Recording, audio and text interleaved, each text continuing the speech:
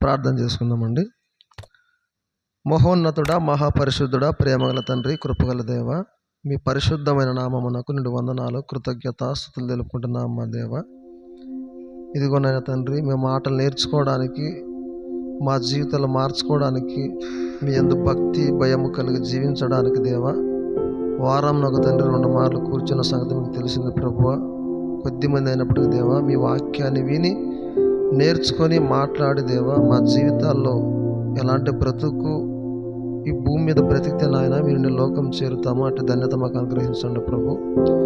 మీ మాటలు తండ్రి మా నోట మాట్లాడుచుండగా తండ్రి, సొంత జ్ఞానంతో కావచ్చు, సొంత ఆలోచనతో కావచ్చు తండ్రి, మీ మాటలు తండ్రి నా పరిధిలోకి తీసుకొని నేను ఎంత మాత్రం మాట్లాడక నాయన, మీకు భయపడచ్చు, మీ అందు భక్తి కలిగి వినయము కలిగి విధేయుడైన తండ్రి, మీ మాటల తండ్రి, మీ మాటల రీతిగానే మాట్లాడగలిగే శక్తిని, జ్ఞానమును, అందుకు పరిశుద్ధాత్మ సహాయం అందించమని ఈ ప్రార్థన యేసు క్రీస్తు వారి పరిశుద్ధమైన నామములో అడుగుచున్నాను మా పరమ తండ్రి, ఆమేన్.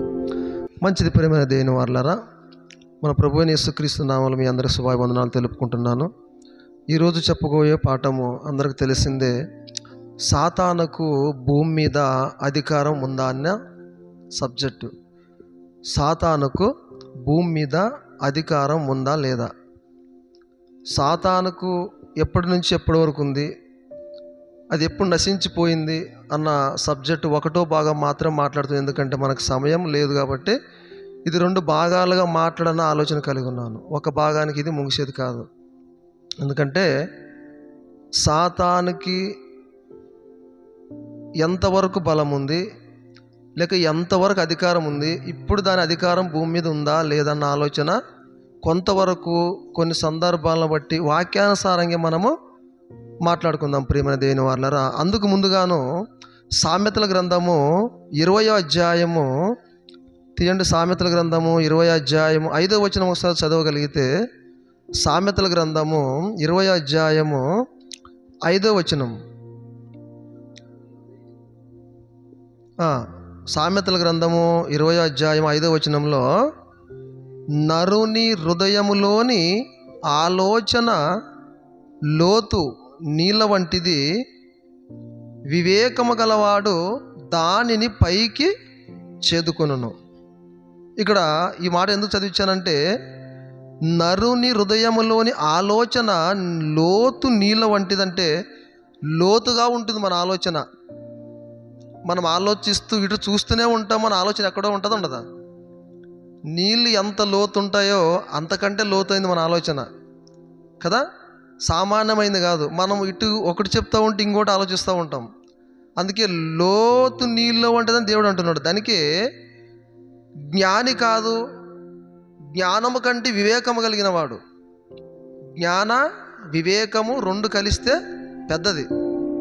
అందుకే దేవుడు ఏమంటున్నాడంటే, వివేకము గలవాడు దానిని పైకి చేదుకొనును. వివేకిస్తే ఆలోచన, వివేకం అంటే ఆలోచిస్తే దాన్ని పైకి చేదుకోగలడు అని వాక్యం తెలుస్తుంది కనుక అందుకని ఈ వాక్యాన్ని చదివించాను కదా. ఏమన్నాడంటే దేవుడు, నరుని హృదయములోని ఆలోచన లోతు నీళ్ళ వంటిది, వివేకము గలవాడు దానిని పైకి చేదుకొనును. ఈరోజు మనము ఇలా చేదుకుందాం అంటున్నాను నేను.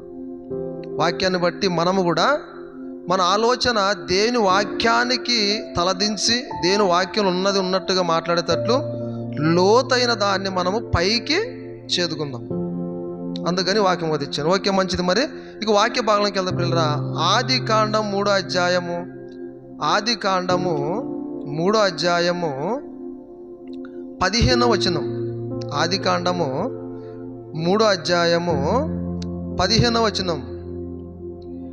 మరియు నీకును స్త్రీకిని నీ సంతానమునకును ఆమె సంతానమునకును వైరము కలుగజేసేదను, అది నిన్ను తల మీద కొట్టును, నీవు దానిని మెడమ మీద కొట్టేదవని చెప్పాను. ఇక్కడ ఎవరెవరి గురించి మాట్లాడుతున్న సందర్భం మనకు కొంతవరకు తెలుసు.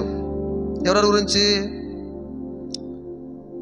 అపవాది గురించి కదా, యేసు క్రీస్తు ప్రభుల వారి గురించి ఇది కదా. అపవాది గురించి, యేసు క్రీస్తు ప్రభుల వారి గురించి. ఇక్కడ అది అనగానే కింద ఒకటో సంఖ్యలో మనకి ఏముంటుంది? ఆయన అంటే యేసుక్రీస్తు ప్రభుల వారు అని అర్థం. ఆయన నిన్ను ఎక్కడ కొడతాడంట? తల మీద కొడతాడు. తల మీద అంటే యేసుక్రీస్తు ప్రభుల వారు ఎక్కడ కొడతాడంట? సాతాన్నే తల మీద కొడతాడు. ఆ అపవాది ఎక్కడ కొడతాడంట? ఆయన్ని మెడమ మీద కొట్టున్నది ఉంది కదా. దీన్ని బాగా వివేచించి ఆలోచిస్తేనే తప్ప ఈ వాక్యం మనకు అర్థం కాదు కదా. అందుకని ఇది ఎక్కడ? ఆది కాండంలోనే దేవుడు పలికిస్తున్న మాట ఇది. ఏమని? మరియు నీకును స్త్రీకిని నీ సంతానమునకును ఆమె సంతానమునకును వైరము కలగజేసేదను, అది నిన్ను తల మీద కొట్టును, నీవు దానిని మడిమ మీద కొట్టేదవు. అంటే సాతాను తంతున్న మాట.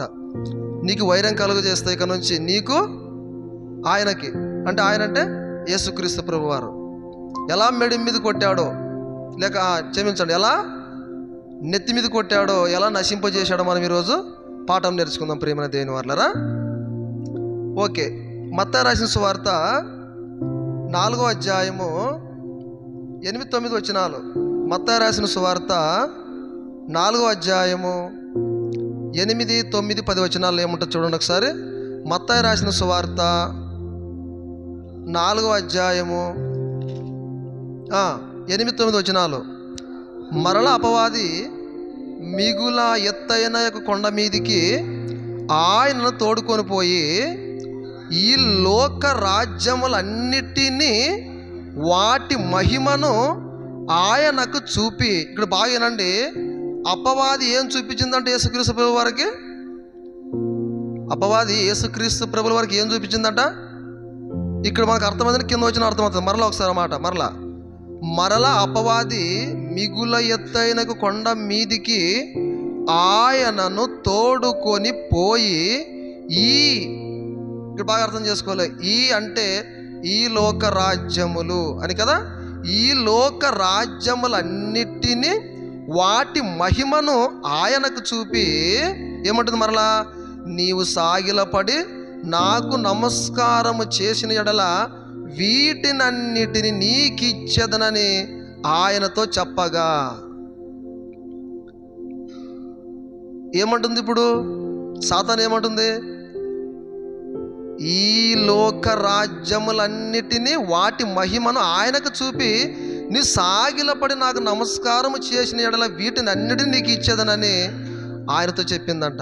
అంటే ఇప్పుడు ఈ లోక అధికారము మహిమ ఎక్కడుందంటే ఎవరి చేతిలో ఉన్నాయి? ఇక్కడ ఇప్పుడు ఈ లెక్కన ఎవరి చేతిలో ఉంది? సాతాను చేతిలో ఉంది. అవునా కాదా? వాక్యాన్ని బట్టి అవునా కాదా? నీకు ఇస్తాను అంటే ఆల్రెడీ నా చేతిలో ఉన్నట్లే లేదా? నువ్వు నన్ను అడుగుచున్నావా, లేకుంటే నాకు ఇయ్యని అంటున్నావో కదా? నా దగ్గర ఉంది, నీకు ఇస్తాను, నాకు నమస్కారం చేయంటుంది. అది అట్లానే ఉంది కదా వాక్యంలో కదా. మరలా వద్దామా?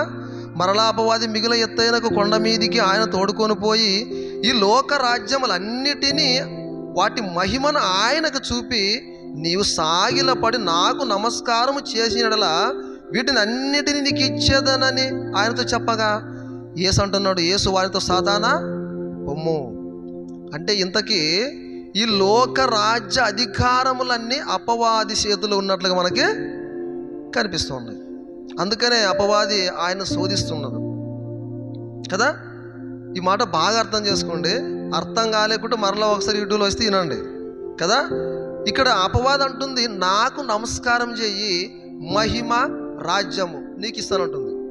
నాకు నమస్కారం చెయ్యి, ఈ లోక రాజ్యములన్నీ మహిమ నీకు ఇస్తానంటుంది. ఎవరికి? యేసుక్రీస్తు ప్రభుల వారికి. ఆయన ఉచితంగా తీసుకోవడానికి రాలే. యేసుక్రీస్తు ప్రభుల వారు ఉచితంగా తీసుకోవడానికి ఆయన రాలే. ఎలా తీసుకున్నాడో చూద్దామా? యోహాను రాసిన సువార్త 14వ అధ్యాయము 29వ వచనం.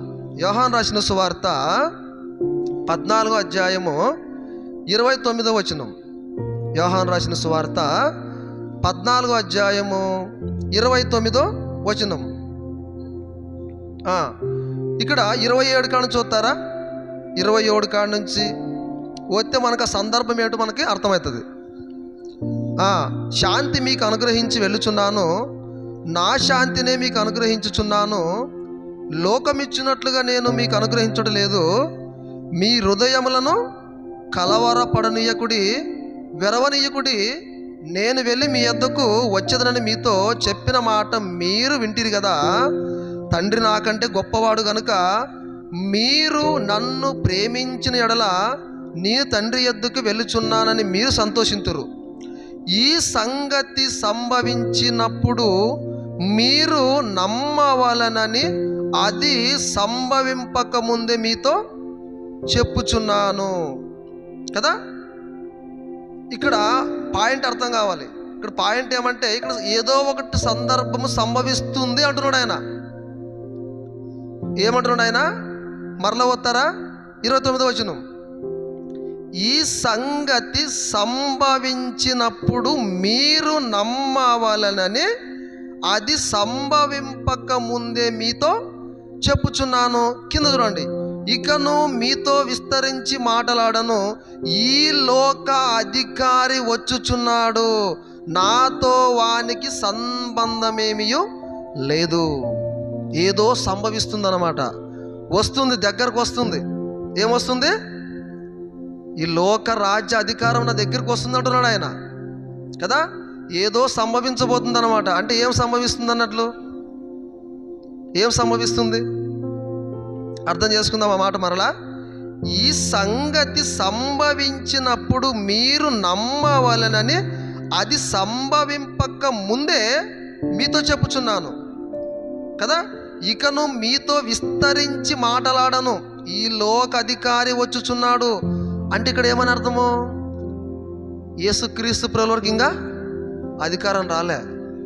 ఈ లోక అధికారి వచ్చుచున్నాడు అంటే ఎవరి చేతిలో ఉన్నట్టు అధికారం? ఇక్కడ ఈ లోక అధికారి వచ్చుచున్నాడు అంటున్నాడు ఆయన. ఈ లోక అధికారి వచ్చుచున్నాడు అంటున్నాడు అంటే ఇప్పుడు ఏమర్థం దానికి? ఇంకా అపవాది చేతుల అధికారం ఉంది అంటే ఆల్రెడీ యేసుక్రీస్తు ప్రభువుల వారు కూడా ఏమొస్తుంది? సిలువ మరణం, త్యాగము దగ్గరకు వస్తుంది. అందుకని ఇది సంభవింపక ముందు మీతో మాట్లాడుచున్నాను అంటున్నాడు ఆయన కదా. యేసుక్రీస్తు ఇక కొన్ని రోజులకు కావచ్చు, కొన్ని క్షణాలకు కావచ్చు, కొన్ని గంటలకు కావచ్చు కదా, కొన్ని దినాలకు కావచ్చు, మరణాన్ని లేక శిరో మరణాన్ని అయినా చనిపోవడానికి సిద్ధపడుచున్నాడు. అందుకే అది ఈ సంగతి సంభవించినప్పుడు మీరు నమ్మవలనని అది సంభవింపక ముందే మీతో చెప్పుచున్నాను అంటున్నాడు ఆయన. అది సంభవించలేదు, అందుకే నేను మీతో చెప్పుచున్నాను. ఎందుకయ్యా అంటే ఏమంటున్నాడు ఆయన? ఇకను మీతో విస్తరించి మాట్లాడను, ఈ లోక అధికారి వచ్చుచున్నాడు. ఈ లోక అధికారి వచ్చుచున్నాడు. కింద నాతో వానికి సంబంధమేమీ లేదు. ఈ గడియ వస్తుంది, మీరు ఆలోచన చేయండి అంటున్నాడు. ఈ గడియ వస్తుంది, ఆలోచించండి. ఈ లోక అధికారి వస్తున్నాడు, ఇంకా అధికారం నాకే రాలే. ఈ లోక అధికారి వచ్చుస్తున్నాడు అంటున్నాడు ఆయన. అంటే ఏమిటిది? చెప్పాను కదా, మరణం సంభవించబోతుంది ఆయనకి. మరణం ఆయనకి సంభవించబోతుంది కదా. ఈ లోక అధికారం అంటే ఇక్కడ మనకి ఏమర్థమైందంటే, ఈ మాటలు బట్టి ఇక్కడ కూడా ఇంకా యేసుక్రీస్తుకి అధికారము రాలే. ఈ లోక అధికారం ఎవరి చేతుల్లో ఉందంట? అపవాది సాతాను చేతుల్లో ఉన్నట్లుగానే మనకు బైబిల్ కనిపిస్తుంది. ఇక నెక్స్ట్ ముందుకెళ్దామా? ఇక ముందుకెళ్దాం. అదే యోహాను రాసిన సువార్త 12వ అధ్యాయం 27వ వచనం తీస్తారా? అదే యోహాను రాసిన సువార్త 12వ అధ్యాయము 27వ వచనం కాడ నుంచి కిందికి వెళ్తే మనకు అర్థమవుతుంది. యోహాను రాసిన సువార్త 12వ అధ్యాయము 27 కాడ నుంచి. ఇప్పుడు నా ప్రాణము కలవరపడుచున్నది, నేనేమందును? తండ్రి, ఈ గడియ తటసింపకుండు నట్లు మీరు నా నామమున దేని నడుగుదురో తండ్రి క్షమించండి. ఇప్పుడు నా ప్రాణము కలవరపడుచున్నది, నేనేమందును? తండ్రి, ఈ గడియ తటాసించుకున్నట్లు నన్ను తప్పించుము, అయినను ఇందుకోసరమే నేను ఈ గడియకు వచ్చి తిని. ఇక్కడ గడియ గురించి ఒకసారి ఆలోచించండి. ఇందుకోసరమే నేను ఈ గడియకు వచ్చి తిని, తండ్రి నీ నామము మహిమపరచబడునని కదా, నీ నామము మహిమపరచమని చెప్పాను. అంతటా నేను దానిని మహిమపరచితిని మరలా మహిమపరతును అని ఒక శబ్దము ఆకాశము నుండి వచ్చను. కాబట్టి ఇక్కడ నిలుచుండి వినిచిన జనసమూహము ఉరిమెను అనిరి, మరికొందరు దేవదూత ఒకడు ఆయనతో మాట్లాడననిరి. అందుకు ఇక్కడ బాగా పాయింట్ 30వ వచనంలో, అందుకు యేసు ఈ శబ్దము నా కొరకు రాలేదు, మీ కొరకే వచ్చును. 31, ఇప్పుడు ఈ లోకమునకు తీర్పు జరుగుచున్నది, ఇప్పుడు ఈ లోకాధికారి బయటకు త్రోసివేయబడును. ఇక్కడ ఏమైనా అర్థమైందా మనకు? పైన యేసుక్రీస్తు ప్రభుల వారు ఏమన్నాడు? దాన్ని తప్పించుము, అయినను ఇందుకోసరమే నేను ఈ గడియకు వచ్చి తిని. ఎందుకోసం వచ్చాడు ఆయన? సిలువ మరణాన్ని ఎక్కడానికి వచ్చాడు ఆయన. సిలువ మరణానికి ఎక్కడానికి వచ్చాడు ఆయన. అందుకే ఇందుకోసరమే నేను వచ్చి తిని అంటున్నాడు. ఇక్కడ కింద అపవాది గురించి మాట్లాడుతూ అంటున్నాడు. ఆయన ఏమంటున్నాడు అంటే, నేను క్షమించండి, ఈ లోకాధికారి బయటకు త్రోసివేయబడును. ఎప్పుడని? ఆయన మరణించినప్పుడు. ఆయన ఎప్పుడైతే మరణిస్తాడో, ఆ మరణాన్ని జయించి లేస్తాడో, అప్పుడు ఈ లోకాధికారి ఏమవుతాడంట?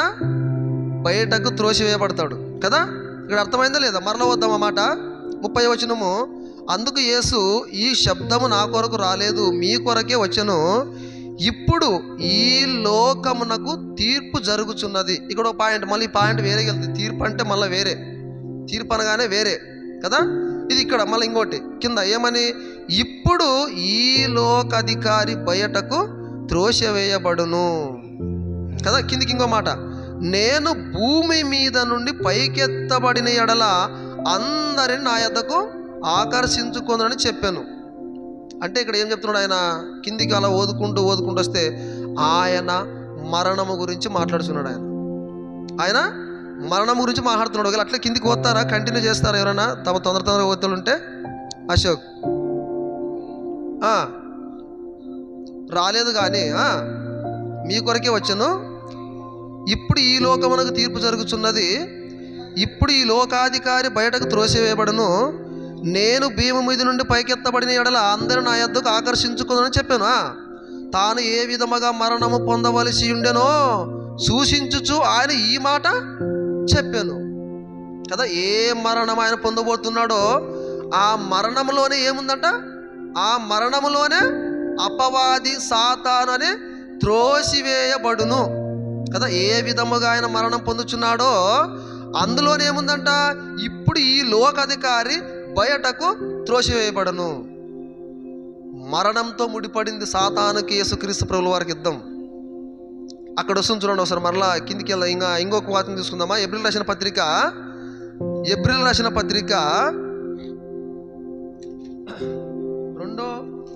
అధ్యాయము, ఏప్రిల్ రాసిన పత్రిక 2వ అధ్యాయము 14వ వచనం, 13 కాడ నుంచి కంటిన్యూ కూడా చేయండి. ఏప్రిల్కి రాసిన పత్రిక 2వ అధ్యాయము 13 కాడ నుంచి, నేను ఆయన నమ్ముకొని ఇందును అనియు, ఇదిగో నేనును దేవుడు నాకు ఇచ్చిన పిల్లలను అనియు చెప్పుచున్నాడు. కాబట్టి ఆ పిల్లలు రక్తమాంసము గలవారు అయినందున ఆ ప్రకారమే మరణము యొక్క బలముగాన వానిని. ఇక్కడ బాగా అర్థం చేసుకున్నాండి. ఇక్కడ బలం ఎవరికి ఉందంట? మరణానికి ఉందంట బలం. మరణము యొక్క బలము గల వాణిని అనగా అంటున్నాడు ఇక్కడ. మరణము యొక్క బలము గల వాణిని అంటే ఎవరుడు? మరణము యొక్క బలము గల వాణిని అంటే అపవాది కదా. బాగా అనగా అపవాదిని అనుంది అక్కడ కదా. అనగా అంటే అపవాదిని దేని ద్వారా జయించాడు ఆయన? మరణము ద్వారా. కిందికి ఉండాలి కంటిన్యూ.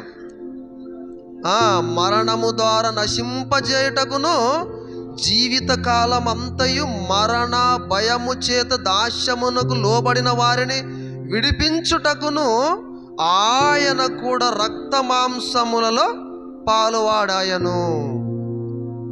ఇక్కడ అపవాదికి ఉన్న పేరేంటి చెప్పండి? ఆ ప్రకారమే మరణము యొక్క బలము గల వాణిని అనగా అపవాదిని మరణము ద్వారా నశింపజేయుటకును. మరణము ద్వారా నశింపు చేయలేవన్నీ. ఎవరిని? అపవాదిని. ఆ మరణం ఎప్పుడైతే యేసుక్రీస్తు పొందాడో అప్పుడే ఈ లోక రాజ్యం అధికారములన్నీ ఎవరికి ఇవ్వబడి ఉందంట? యేసుక్రీస్తు ప్రభువు. ఆ మరణం పొందకుంటే యేసుక్రీస్తుకి అధికారం లేదు భూమి మీద అంటే లేదు. ఇక్కడ బైబిల్ అదే సెలవిస్తుంది కదా. ఆ కలిగి ఉన్నది ఏదో ఆయన లేకుండా కలగలేదు, అది వాస్తవమే. కానీ భూమి మీదకి వచ్చాడు చూశారు. ఆయన భూమి మీదకి వచ్చాడు కదా, మానవ శరీరం ధరించుకొని రక్త మాంసాలను వచ్చాడు కదా, మనలాగే దాని శరీరం ధరించుకు వచ్చాడు కదా. మామూలంగా అధికారం ఇవ్వలేదు దేవుడు. లేక అంతకుముందే అపవాది ఎవరి చేతిలో ఉందంటున్నాడు? మనం వదుకున్న ప్రకారం మత్తయి రహస్య సువార్త 4:8-9 ఏముందంట? ఈ లోక రాజ్యం అధికారులని మహిమయు నాకు ఇవ్వబడి ఉన్నది, నువ్వు నాకు నమస్కారం నీకు ఇచ్చేస్తాను ఉంటుంది అది అపవాది. అంటే ఆల్రెడీ ఎక్కడుంది అధికారం? ఇప్పుడు రాజ్యాధికారం, లోక అధికారం ఎక్కడుంది? అపవాది సాతాను చేతుల్లో ఉంది. దాన్ని తీసుకోవాలంటే అడిగి తీసుకోవాల్సిన అవసరమా లేదు. ఎలా తీసుకోవాలి? నేను నిన్ను మెడవ మీద కొడతాను అపవాదికి అన్నాడు, అది నిన్ను తల మీద కొడతాను చూసారా? ఆ తల మీద కొట్టి తీసుకున్నాడు ఆయన. ఎవరు? యేసుక్రీస్తు ప్రభువుల వారు. ఉచితంగా తీసుకోలే. ఉచితంగా తీసుకున్నాడా? ఉచితంగా ఇస్తే తీసుకోలేదు ఆయన. మరణము యొక్క బలమగన వారిని ఏం చేశాడు ఆయన? మరణము ద్వారా జయించి తీసుకున్నాడు ఆయన. అందుకని కిందికి ఇంకొక మాట, అదే మత్తయి రహస్య సువార్త. ఈ మాట మనకు అందరూ తెలుసు కదా. మత్తయి రహస్య సువార్త 28 ఇక్కడ అంటున్నాడు చూడండి ఆయన. ఇప్పుడు అంటున్నాడు ఆయన. ఎప్పుడు ఈ మాట ఎప్పుడు అంటున్నాడు ఆయన? యేసుక్రీస్తు ప్రభువు వారు మరణించక ముందా, మరణించిన తర్వాత? మత్తయి రహస్య సువార్త 28:18. అయితే యేసు వారి యొద్దకు వచ్చి, పరలోకమందును భూమి మీదను నాకు సర్వాధికారం ఇయ్యబడి ఉన్నది. ఇక్కడ ఏమంటున్నాడు అప్పుడు ఆయన? ఎప్పుడు అంటున్నాడు ఈ మాట? మరణాన్ని గెలిచి తిరిగి లేచి ఆ లోకానికి పరలోకానికి వెళ్ళక ముందు శిష్యులతో అంటున్నాడు. ఏమంటున్నాడు ఆయన? అయితే యేసు వారి యొద్దకు వచ్చి, పరలోకమందును భూమి మీదను నాకు సర్వాధికారం ఇయ్యబడి ఉన్నది. సర్వాధికారం నాకు ఇయ్యబడి ఉన్నది. ఎప్పుడు? మరణించక ముందు కాదు, మరణించి తిరిగి లేచిన తర్వాత ఏమంటున్నాడు ఆయన? సర్వాధికారం నాది. అపవాదికి అధికారం ఉందా ఇప్పుడు? లేదు. అపవాదికి అధికారము లేదు. ఇంకో మాట చెప్పాలంటే రెండో భాగంలో చెప్తా మాట కూడా, అపవాది కూడా భూమి మీద లేడు. అపవాది భూమి మీద కూడా లేడు. వాడు ఉంటే మనము బ్రతకగలమా? బ్రతకలేము. ఇది నమ్మాల్సిన సత్యం, బైబిల్లో ఉన్న మాట. దాన్ని మనం ఎలా జయించాలో, వాడు బ్రతికుంటే ఎలా చేస్తాడో, లేక చచ్చి ఎక్కడున్నాడో కూడా మనము నెక్స్ట్ సందర్భంలో, నెక్స్ట్ పాఠంలో, రెండో భాగాలు ఖచ్చితంగా మనము మాట్లాడుకుందాం. ఓకేనా? మంచిది. మరి సమయము చాలా విలువైంది. ఎందుకంటే సమయం ఇంకా ఉంటే అనేక మాటలు ఎవరికి చెప్పాల్సిన సమయం ఉంది, కానీ మనకు సమయం లేదు. కాబట్టి తొందరగా ఈ సబ్జెక్ట్ నేను ముగిస్తున్నా. రెండో భాగంలో అవకాశం వచ్చినప్పుడు ఖచ్చితంగా దీని గురించి సంతృప్త వివరణ, ఖచ్చితంగా అపవాది ఎలా యేసుక్రీస్తు జయించాడో, మనం ఏ రీతిగా వాడిని జయించాలో, లేక భూమి మీద నిజంగా వాని క్రియలు, లేక వాడు ఉన్నాడా, లేక చచ్చి ఎక్కడున్నా, లేక ఎక్కడ వాడు ఉన్నాడా అన్న సంగతి మనం ఖచ్చితంగా నెక్స్ట్ భాగంలో, నెక్స్ట్ సెక్షన్లో మనం ఖచ్చితంగా తెలుసుకుందాం. ఓకేనా? మరి మంచిది.